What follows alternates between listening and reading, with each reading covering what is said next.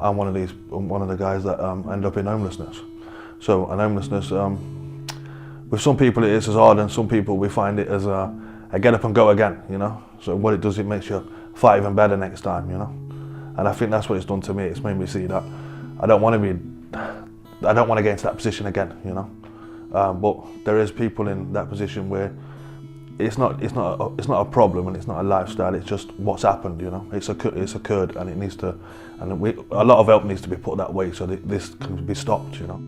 But a lot of the homelessness I find in Kingsley since I've been here, and in Purfleet, is because benefits problems and, you know, rent problems, you know, because things are increasing too quick and benefits aren't increasing, you know. They're staying the same because that's what the government's saying that you're entitled to live on. So.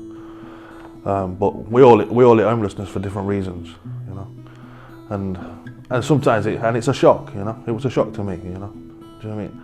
I'm lucky to survive today to see tomorrow, you know. It's not a one-way street, you know. It's just straight for them. They're in a survive mode now.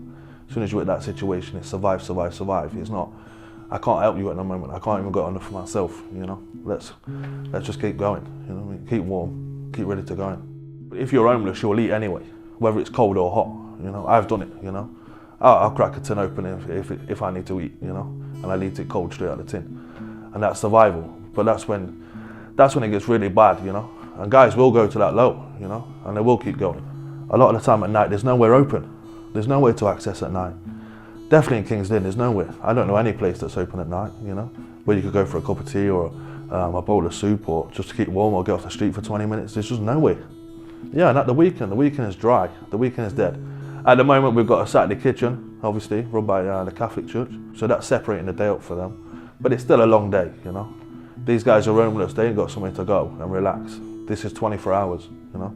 So it's either they're on their feet or they're freezing, you know, at this time of the year. This is a major part of the year where you are cold, you know. People don't see that though, you know. They just see you're homeless one day and you're homeless the next. But what they don't see is that's a follow of life, you know. Life's not helping them anymore, you know. They're just falling away.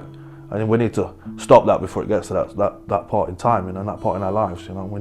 Someone needs to step in and help, you know. So I wouldn't say give them money would be the best option, but I would say if you could help, maybe with a McDonald's cup of coffee or something to eat, you know, so these guys have got something, you know. Obviously you're not going to go around the corner and buy a sleeping bag, but you know, that's what these guys are after more than anything, you know, somewhere to keep warm and somewhere to survive to the next day. Because how it is for them, it's an hourly routine. Yeah, even chat to them, you know, sometimes it is, you know, it knocks you back. Because you got to remember, it's a big hit, you know, being homeless, you know. And yeah, I think that is it as well, you know. It's loss of, like relationship really, you know. Relationship's not building you, you know. You've got no one around you. There's a lot of these guys as well, when they become homeless, they move you to a different city or a different area, so they don't know anybody, you know. So for you to talk to them, it's a difference, you know. Because a lot of people walk past us in the street, and this is a major problem, you know. When I'm working and I'm your manager, it's totally different. Do you know what I mean? But 3 years down the line, when I hit homelessness, I'm a nobody to you. Why is that? But I know for a majority of people that are homeless who I've met, an hostel and somewhere to get their head down is more than anything that you can provide for them, you know. If you talk to most people that are homeless, they'll say, yeah, let's open emergency accommodation. So, because here, emergency accommodation is 6 beds, you know, and it's run by Genesis Housing. But that's selected, you know. If we had a full hostel here and you had the right to attend, if you were at a certain time, so if, I don't know, probably before 8 o'clock at night, if you got there before 8, you could have a bed for the next 12 hours. Happy days, you know. Homelessness in a doorway is totally different from being homeless and having a night shower, you know. That's totally different, you know. Because you're in the eyes of the Lord, you're still seen as homeless, you know. But your body and the way you think is totally different, you know. Even though you're classed as homeless, there's still warm and eat there, you know. And on the street there isn't. You're looking for your next meal, and you're looking for the next bit of cash to get a coffee, to get out of the way, you know. And most of these guys, even though you're in homelessness, you always want to be out of the way. I've never met an homeless guy who wants to be in the front of everyone, you know. And it's a lot of the times it's just to hide, you know. And it's hard to do that in the daytime, you know, unless you get out of town.